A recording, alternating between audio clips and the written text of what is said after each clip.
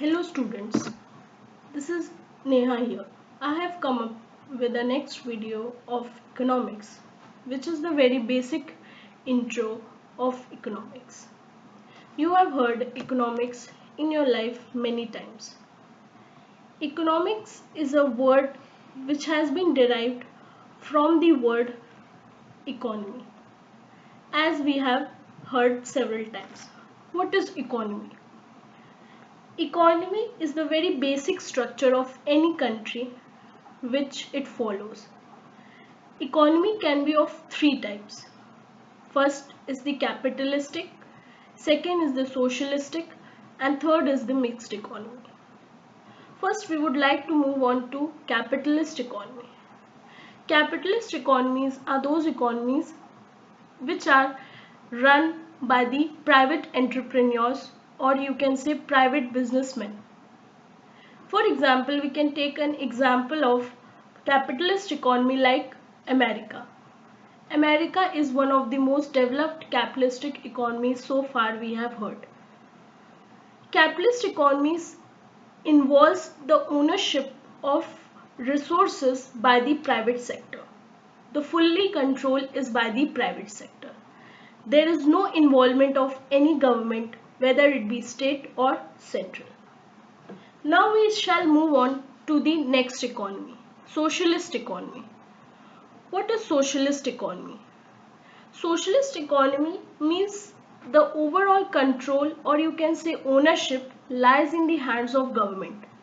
For example, we can take China. China is a very basic instance of socialist economy. It regulates the policies and programs according to its own. The resources are not owned by private entrepreneurs, they are owned by the government itself. So, in a socialist economy, there is the total intervention of government in the economy. Now, we shall move on to the third category, that is the mixed economy. What is the mixed economy? We can say this type of economy is the hybrid of capitalist and socialist economy. We can take an example of our own country, that is India. India follows the structure of a mixed economy. It is a mixture of capitalist as well as a socialist. Here the resources are owned by business tycoons as well as the central and state government. Here the ownership lies in the private sectors and it lies in the government ownership also. So I hope that these three categories of economy is totally clear. We shall move on to the further category of economy, which is the developed, developing and the underdeveloped economy. We can say first category, for example, USA. USA is a developed economy. Developed in the sense we means the GDP ratio, or you can say the resources utilization is at the optimum level. Developing economy means which has the potential to develop but has not still yet developed. We can take an example of our own country, India. India has the potential to develop, but still it is not in the category of developed economies. We shall move on to the third category, which is the underdeveloped economy. Underdeveloped economy are those where resources are very scarce in nature, or you can say very inadequate in nature. They do not have enough resources to survive and hence they are underdeveloped. They are looking for another resources from several countries. For example, you can take the example of Niger, which is a underdeveloped economy. We shall move on to the next topic, that is very basic. We have heard several times, wants. Wants are very basic pillar of the economy. Wants are made up of three components: need, desire, and ability to fulfill the want. Need means the basic need or necessity which is required by every human being. For example, we can take an example of are basic necessities like water, salt, food, clothing, etc. These are the very basic necessity which every human being requires. Desires are a next level of need which we call it as sometime as effectiveness desire. Desire means that whatever something we want but we are not able to get it due to the reason of non-purchasing power. Now, ability to fulfill the want means if you don't have the ability or we can say purchasing power to fulfill your want, then those needs or desires cannot be called as wants. So to fulfill the makeup of want, we need all the three categories, that is the need, desire and ability. If any of the three is found missing, then it cannot be termed as wants. We shall move on to the further application, that is the factors of production. What is factors of production? We have heard several times. Production we can call it is the process of making a product by processing from raw material into a finished product. Production involves various factors which we call it also as a means of production. For example, land, labor, capital and the entrepreneurship. In all of the four components, entrepreneur is the main component. Who is the entrepreneur? Entrepreneur is the main organizer of all the factors of production. If entrepreneur is not efficient or effective, then production cannot be conducted further. Land. We have heard of land, which is a very common word. Land is a very natural resource which is gifted by us, nature, which is a fixed in nature. Labor. Labor is sort of a, it can be in the form of human capital as well as labor capital.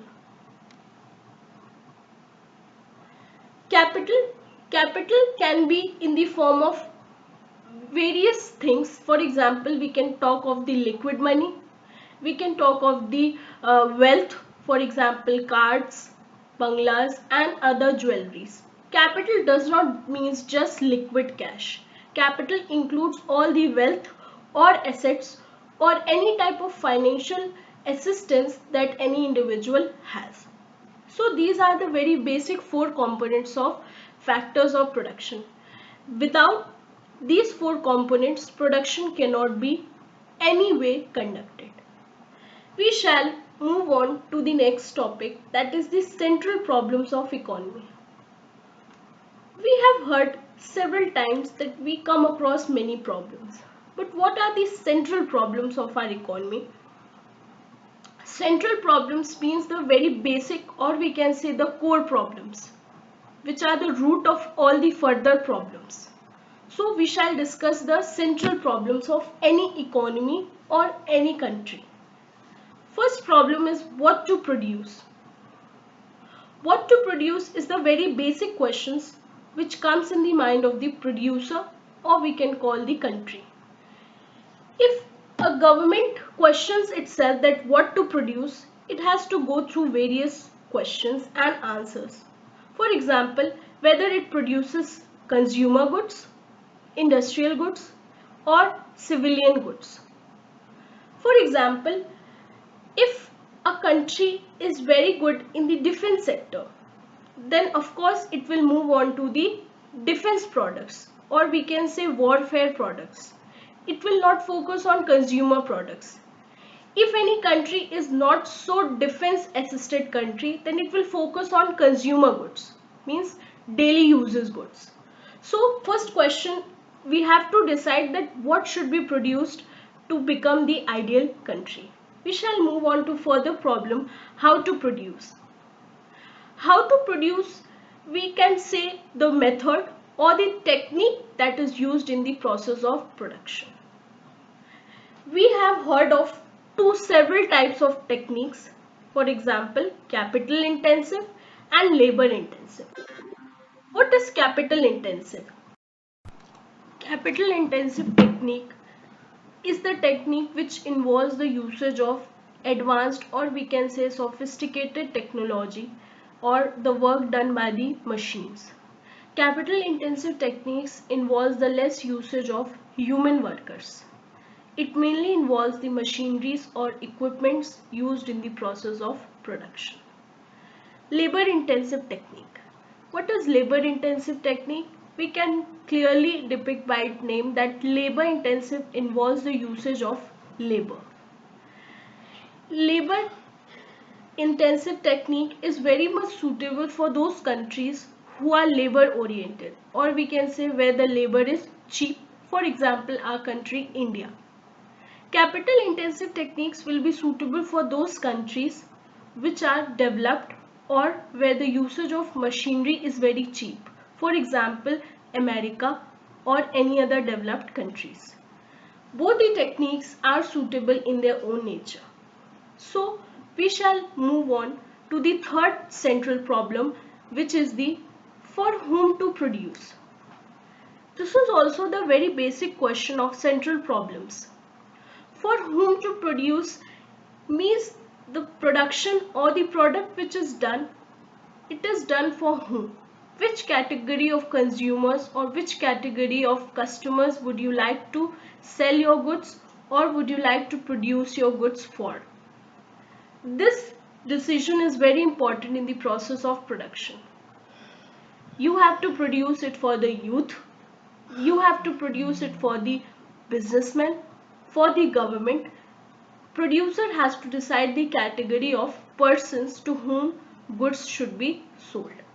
So these were the three very basic central problems of an economy which we have discussed. We shall move on to the further category, that is the commodities. What is commodity?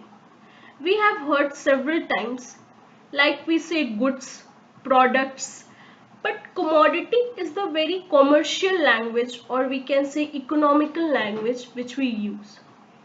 Commodities can be of two types: industrial and the consumer commodities. Industrial commodities are those that are used in the process of industrial work, or we can say by the industrial producers. For example, machinery or any sort of equipment produced is the product or commodity which is used by the producer, not by the consumer. So we call it as an industrial commodity. These commodities are those which are further used by the industrial people and then transferred to the consumer. So we shall move on to the next category, that is the consumer commodities. What are consumer commodities? Consumer commodities are those which are used by the consumers in their day-to-day life. For example, we can say bread, butter, milk. These are all very basic commodities that are used by consumers, which are not for further processing. They are used for the final consumption. So this was the commodities discussion. We shall move on to the next topic, that is the demand. Demand is the very basic pillar of economics. It is the very basic foundation by which economics came into formation. What is demand? Demand is the effective desire or need, or we can say which involves purchasing power. If these three components are not there in the demand, then we cannot call it as effective demand. For example, we desire of a product, we think that we can purchase this product or we want this product. But that product can be purchased or it can become an actual demand when we have the purchasing power. If you desire for a luxury car and if you do not have the ability to purchase it, or if you do not have purchasing power, then we cannot call it as a demand. Demand should possess all the three categories, otherwise it will not be concluded as demand. Demand can be further classified as needs, desires or luxuries. These three are the very basic categories. Need, as we have discussed further in the previous slides, that need is the very basic necessity of any human being, without which he cannot survive. Desire, it is the next level, means desire is not you want, it is not the necessity, but you desire of that product. For example, if any car is there in our home which is not of so good brand, but still we desire of a luxury car, so that is not our necessity, but we want that. For example, now we shall move on to the third category, that is the luxuries. Luxuries are the next level. For example, if you want anything for your social prestige, or you don't need it, neither desire it, you are just purchasing it for the social prestige, or we can say social satisfaction, for putting a standard in your society. For example, if you don't need a car, if you are already having it, it is of a middle-aged brand too, but if you are purchasing and wasting your money just for social prestige, or we can say simply show off, then that will be the concluded in luxuries. So these are the very basic three categories which we have discussed. We shall move on to the next component, that is demand. Demand can be of two types, individual demand and the market demand. What is individual demand? Individual demand is the demand which an individual wants or he desires to purchase any product with a particular price at a particular point. Individual demand is the demand of a single household or a single individual. Market demand, it is the opposite of individual demand. Market demand is the demand of a group of consumers, or we can say a group of individuals, which involves, for example, many consumers are involved in purchasing one commodities. Then the demand of many households or many consumers means the market demand. We shall move on to the next component, that is the goods. In economics, we come across these categories of goods. First is the normal goods. What is normal goods? Normal goods are those goods which are very normal in nature. For example, any type of good that has a positive relationship with our income. If the price or demand increases, or we can say income also increases. Normal goods are very normal in nature. For example, we can say TV, fridge, or any sort of normal goods. They have a very positive relationship with our income. If the income increases, then demand of normal goods also increases. If the income decreases, then demand of normal goods also decreases, and vice versa. We shall move on to the next category, that is the necessity or inexpensive goods. Necessity we have discussed earlier too. It is the need, or we can say which is required for the minimum survival, and they are inexpensive in nature, that is they are not so costly. For example, salt, sugar, matchbox, which are very basic needs. Necessity goods are very much relevant to our income. It does not have a direct relationship with the income. For example, if you are having a large income, or your income has increased in recent years, you will not focus your income on the necessity goods, because those goods are just required for the survival. If you have a large amount of income, you will not go to purchase the salt, large amount of salt, or large amount of sugar. You will purchase in that quantity only in which it is required. So whenever our income is increased, we do not spend on necessity goods. Necessity goods are that much required, that is required for the survival. So we shall move on to the third category, that is the luxury goods. What are luxury goods? Luxury goods are, we can say, social prestigious goods, or we can call it a conspicuous consumption. For example, consumption of luxury cars, buying of jewelries, buying of bungalows. So we have discussed all the three categories of goods. Hope you all have understood this category. Now we shall move on to the next slide, that is the related goods. What are related goods? We have heard substitute and complementary goods in economics several times. Substitute, we can call it an alternative option, or we can say another option available for us. We often use this word that this is the substitute of this. Substitute can be the alternative or the next best option available. For example, if we do not have the availability of tea in our home, then we substitute with coffee. These are very basic example of substitute goods. Substitute goods have a positive relationship between each other.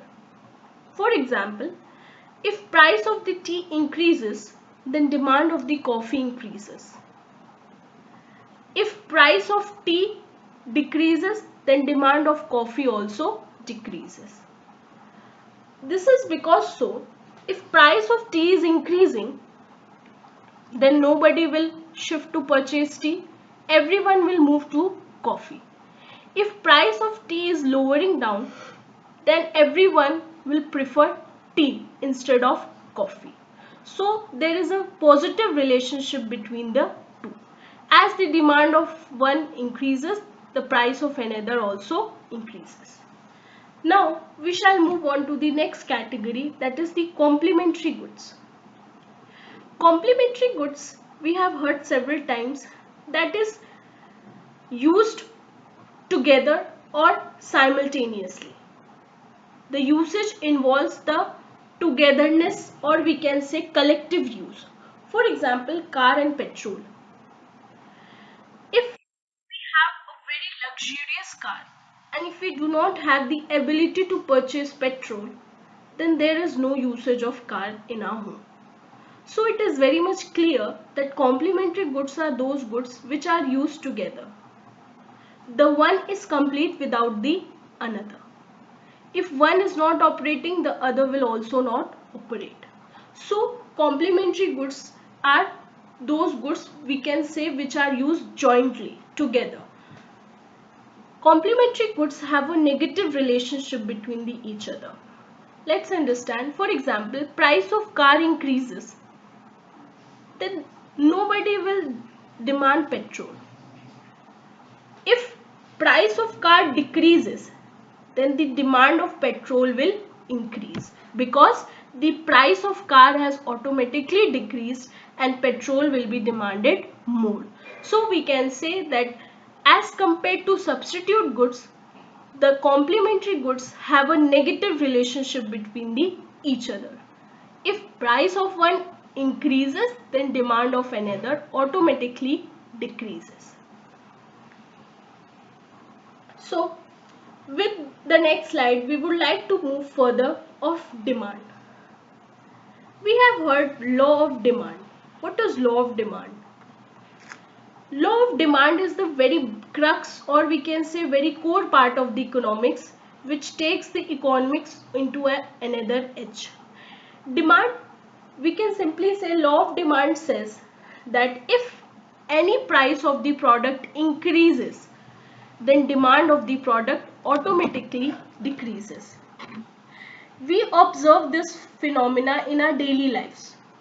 Law of demand is applicable, or we can say derived from our practical life. If we are purchasing any product and its price is high, obviously we will decrease our demand. And if the price of the product is low, then demand of the product obviously increases. So this is the very basic and practical law of demand. Demand curve is usually downward sloping. It is due to the reason because law of demand states a converse, or we can say opposite relationship between the price and demand.